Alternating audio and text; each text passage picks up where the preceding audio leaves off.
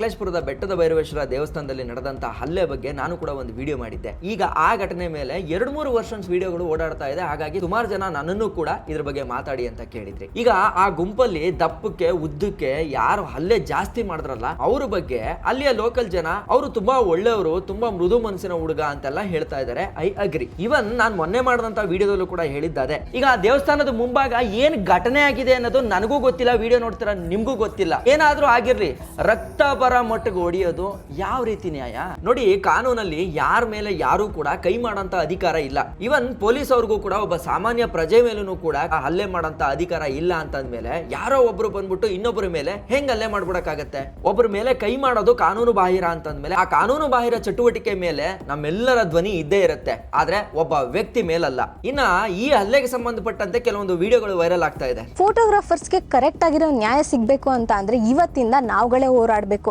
ಕಾನೂನ್ ಮೇಲೆ ಡಿಪೆಂಡ್ ಆಗೋದ್ ಬಿಟ್ಟು ನೀವುಗಳು ಏನ್ ಮಾಡ್ಬೋದು ಅನ್ನೋದನ್ನ ಸೊಲ್ಯೂಷನ್ ಹುಡುಕಿ.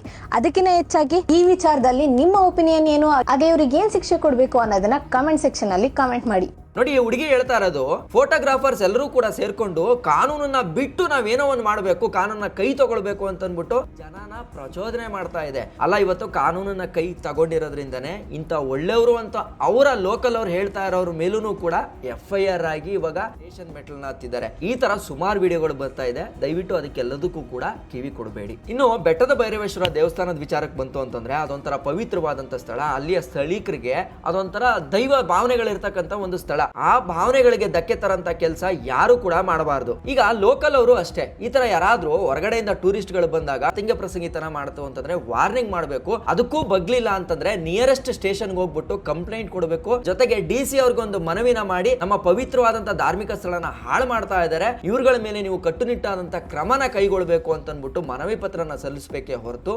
ಏಕಾಏಕಿ ಒಬ್ಬರ ಮೇಲೆ ದಾಳಿ ಮಾಡೋಂಥದ್ದು 100% ತಪ್ಪು. ಇದನ್ನ ನಾನಲ್ಲ, ಇವನ್ ಎಲ್ಲರೂ ಕೂಡ ಒಪ್ಕೊಂಡಿದ್ದಾರೆ. ಅಲ್ಲಪ್ಪ, ನಿನ್ಗೆ ಏನಾದ್ರೂ ಈ ಸಿಚುವೇಶನ್ ಬಂದಿತ್ತು ಅಂತಂದ್ರೆ ಆಗ ನೀನು ಕೂಡ ಈ ತರ ಪೊಲೀಸ್ಗೆ ಫೋನ್ ಮಾಡ್ಕೊಂಡು ಕೂತ್ಕೋತೀಯಾ ಅಂತ ನೀವೇನಾದ್ರೂ ಕೇಳ್ತು ಅಂತಂದ್ರೆ ಒಂದು ಇನ್ಸಿಡೆಂಟ್ ಆಯ್ತು, ನಾನು ಅದನ್ನ ನಿಮ್ಮ ಹತ್ರ ಶೇರ್ ಮಾಡ್ಕೊಂತೀನಿ ಬನ್ನಿ. ನಿನಗೆ ಹೊಡೆಯಕ್ಕೆ ಅಧಿಕಾರ ಕೊಟ್ಟರು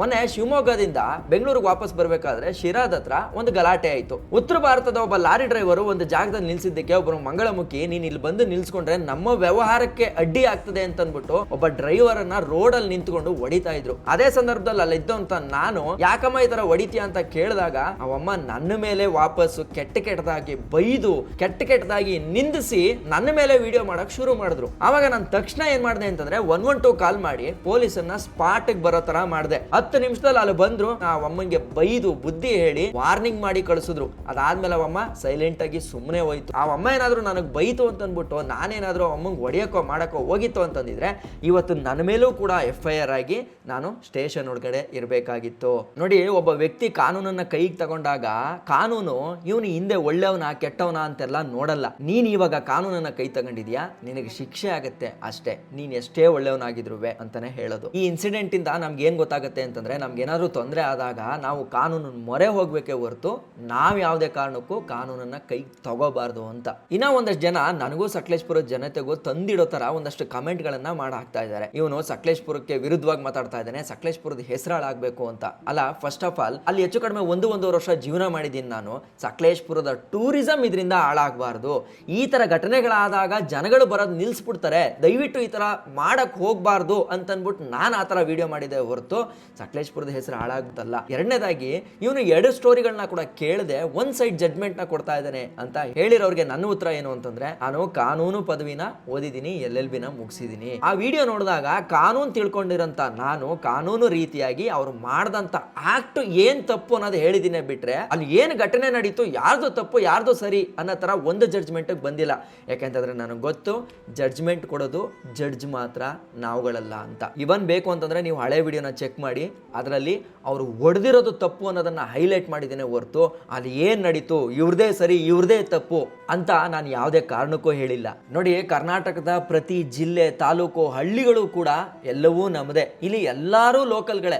ಒಬ್ರಿಗೊಬ್ರು ರೆಸ್ಪೆಕ್ಟ್ ಕೊಡಬೇಕು, ಮಾಡೋಂಥ ಕೆಲಸಗಳಿಗೆ, ಧಾರ್ಮಿಕ ಭಾವನೆಗಳಿಗೆ ನಾವೆಲ್ಲರೂ ಕೂಡ ಒಬ್ರಿಗೊಬ್ರಿಗೆ ರೆಸ್ಪೆಕ್ಟ್ ಕೊಟ್ಟರೆ ಮಾತ್ರ ಈ ಥರದ ಜಗಳಗಳಿಂದ ಹೊರಗಡೆಗೆ ಬಂದು ನಮ್ಮ ದೇಶದ ಅಭಿವೃದ್ಧಿ ಆಗೋದ್ರ ಬಗ್ಗೆ ಯೋಚನೆ ಮಾಡ್ತೀವಿ ಹೊರತು ಈ ಥರ ನಮ್ಮಲ್ಲೇ ಜಗಳ ಆಡ್ಕೊಂಡು ಈ ಸಲ ವಾದ ವಿವಾದ ಮಾಡಬೇಕು ಅನ್ನೋ ಅವಶ್ಯಕತೆ ಇರ್ತಿರ್ಲಿಲ್ಲ. ಹಂಗಾಗಿ ದಯವಿಟ್ಟು ಇನ್ನು ಮುಂದೆನಾದರೂ ಈ ಥರದ ಘಟನೆಗಳು ಮರುಕಳಿಸದೇ ಇರೋ ರೀತಿ ಯಾರೂ ಕೂಡ ಕಾನೂನನ್ನು ಕೈಗೆತ್ಕೊಳ್ಳದೆ ನಮ್ಗೇನಾದರೂ ತೊಂದರೆ ಆಗಿತ್ತು ಅಂತಂದರೆ ಅದನ್ನು ಕಾನೂನು ರೀತಿಯಾಗಿಯೇ ಅದನ್ನು ಕ್ಲಿಯರ್ ಮಾಡ್ಕೊಳ್ಳೋಕ್ಕೆ ಟ್ರೈ ಮಾಡಬೇಕು ಅಂತ ನನಗನ್ಸುತ್ತೆ. ಆವಾಗಷ್ಟೇ ಕುವೆಂಪು ಅವ್ರು ಕಂಡಂಥ ಸರ್ವ ಜನಾಂಗದ ಶಾಂತಿಯ ತೋಟ, ರಸಿಕರ ಕಂಗಳ ಸೆಳೆಯುವ ನೋಟ ಆಗೋದು ನಮ್ಮ ಕರ್ನಾಟಕ. ಇಷ್ಟು ಹೇಳ್ತಾ ನಾನು ನಿಮ್ಮ ಕಿತ್ತಡಿ ಕಿರಣ್. ಜೈ ಹಿಂದ್, ಜೈ ಕರ್ನಾಟಕ. ಮತ್ತೆ